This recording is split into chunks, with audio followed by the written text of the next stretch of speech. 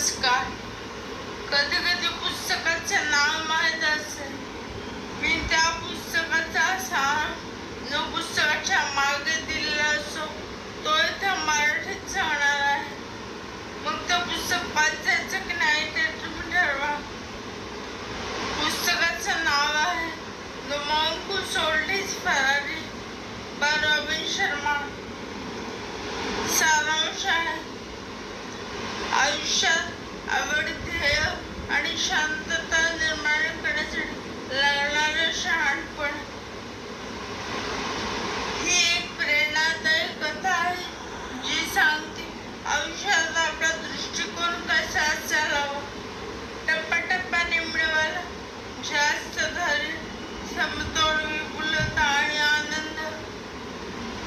खूप छान रचलेली दंतकथा आहे. The monk who sold his Ferrari सांगते की एक जुलियन मेंटलची कथा.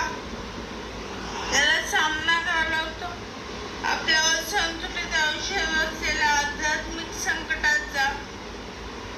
त्याची भटकंती प्राचीन संस्कृतीकडे आणि त्याला शोध लागतो शक्तिशाली शहाणपण आणि व्यावहारिक धडे जे आपल्याला शिकवतात. एक, आनंददायी विचार कसे विकसित करावे. 2, जीवनातील आपल्या ध्येयाचा मागोवा घ्यावा आणि संपर्क साधावे. 3, स्वतःची शिस्त आणि धैर्याने वाढण्याची कृती करणे. 4, वेळेची सगळ्यात मोठी महत्वाची वस्तू आहे तिचे मौल्य राखणे.